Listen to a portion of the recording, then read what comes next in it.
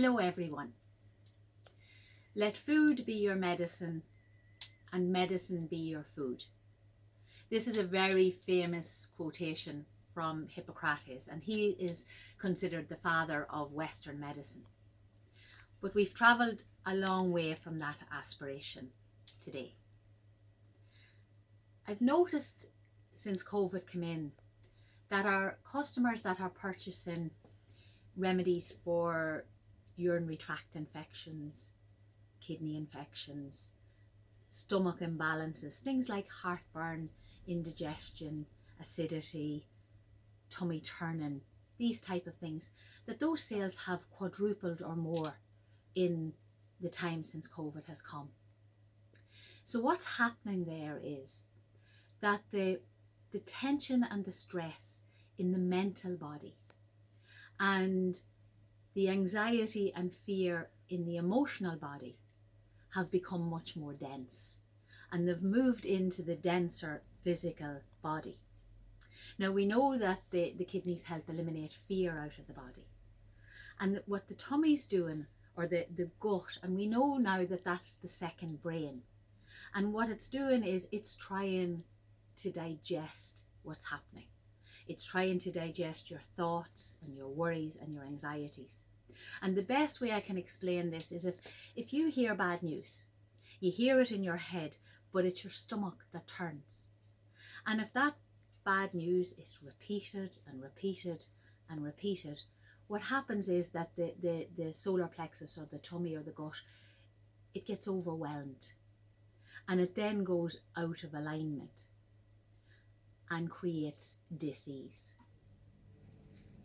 So what I wanted to share today is some awareness around food and how we might use it to nurture and nourish and support the physical body that's under so much pressure from the mental and the emotional bodies. So I thought I'd share a little of the ideas around food. Now, the first thing I'd like to share with you is probably the one statement that creates so much irritation and annoyance and agitation when it's spoken. And it happens within couples, and when one person has created a beautiful meal and the meal is eaten, and the other partner then says, you know, that was just lovely, I really enjoyed it. But it's not quite. And then you're kind of waiting for what's going to happen next, and it might be the same or like, or if you're in real trouble, as good as my mum makes. And that creates an instant, like, you know, there's now stress in the air. So what I want to share with you is Mum's secret ingredient. So when a mother begins to cook for her child, she wants her children to thrive and to grow. So whether consciously or other than consciously, that intention goes into the food that she's cooking. And then the other element that goes in is her unconditional love for her child.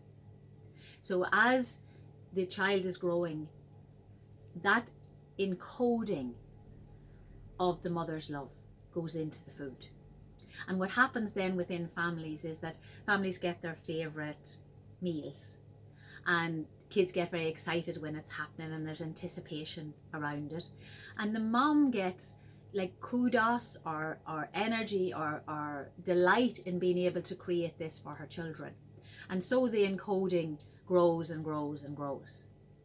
And what happens then is that when somebody else comes to cook this meal, even though that the ingredients are the same, the recipes are the same, it can never quite taste like Mom made, because it doesn't have her coding of love. So Mom's secret ingredient is love. That's what she pours in. And then what happens is that the couples then begin to find their own special meals, and they begin to encode that with their vibration or their energy of love for each other. And that energy begins to grow and then is handed on to the next generation, and so it continues. You notice the same thing with restaurants. So you have your favourite restaurant and you go 3 times, 4 times, 5 times, and everything is wonderful. The ambiance is good, the food is good, you feel really good after it, your body feels alive and vibrant. And then one time you go and you just, the food tastes the same, but you don't feel the same. The body doesn't feel as alive with the food. You might feel a bit heavy or sluggish or just not yourself. So the question you're going to ask then is really, well, what kind of a mood was the chef in when cooking this food? Now, any good restaurateur knows that the person who needs to be kept most happy in a restaurant is not the owner, it's the chef. And a whole team is brought in to support the chef. Because if the chef is happy, then the food is happy. And if the food is happy, then the digestion and the gut is happy. And if that's happy, then your customer is happy. And you can really see this with the master chefs, you know, the ones that have achieved excellence in their field. I was watching Rick Stein, you know, travel through France recently, and his attention to detail and his passion for what he was doing and his love of the dish that he was preparing was palpable in the air. And that's his X factor. It's his love of what he's doing and how he pours that into the food that he's creating. And that's what gives him his mastery in what he does. Now, in the past, this idea would have had to have been taken on word. But in the last years, science has begun to prove what the mystics have known. And I was very fortunate many years back to be involved in an experiment using Kirlian photography. And what Kirlian photography can do is photograph our energy field. So the vibration that we give off, our life force energy, for want of a better word. So you can photograph it around a person, but you can also photograph it around food. So we conducted an experiment, and in that we had 2 chefs. And the information that they were given is that they would be doing a demonstration and also that they were in competition, and no other information was given. So in Kitchen A, we had really nice ambience. We had very nice music in the background. The prep was done to perfection. The appliances worked. And we created a sort of a really nice flow and ease and banter with the audience and the chef. And in Kitchen B, we created a slightly different scenario. So the first thing that the chef noticed was that the vegetables weren't clean to his satisfaction. And then through the prep, he noticed that some of the appliances weren't just doing what they should do either. And then we created a sort of an irritating, agitating sort of irkness between the chef and the watchers. And then the food was prepared, and in truth they both looked the same. They looked beautiful.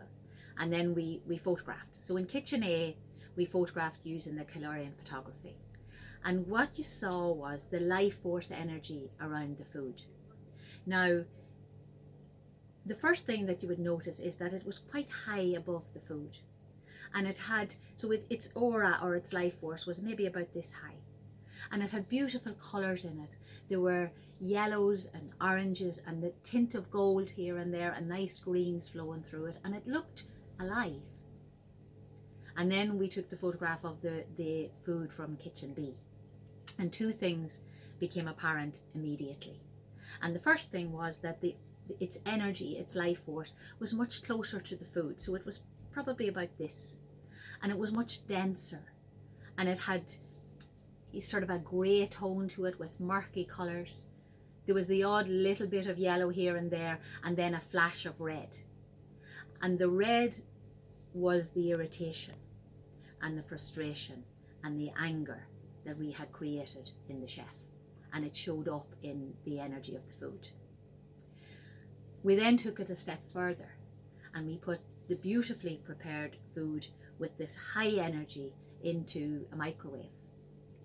And if my memory is correct, I think that was only maybe for 2 minutes, and took it out and again then used Kirlian photography to photograph its life force energy. And what became immediately apparent was that the life force energy had gone. So the vibration of the microwave, the high-speed vibration, had killed the natural vibration of the food. Now, it hadn't taken away any of the nutrient value. The vitamins and minerals remain the same, but the thing that gives it its life force had gone. So what I'd like to share with you is that the next time that you're cooking, put intention into the meal that you're preparing, whether it's for yourself or for your family. So put intention in that it is going to nurture and nourish and support your physical body. It's going to support all the internal organs, pancreas, spleen and liver, kidney, bladder, digestive system and bowel. And it's going to support the circulation system and the respiratory system. And it's going to allow life force to flow into you, and it's going to allow you to be stronger and more healthy. It's going to support your immune system. But more importantly than all that, and that is important, is that when you're cooking, pour your love into it. And then notice, how does your body feel after eating that food? Does it have more spark, more life? Do you feel the difference of when love is in food? So I'd love you to conduct your own experiment and see over the next days, how does your body feel when it's getting that level of nurturance and nourishment, support and love. Namaste.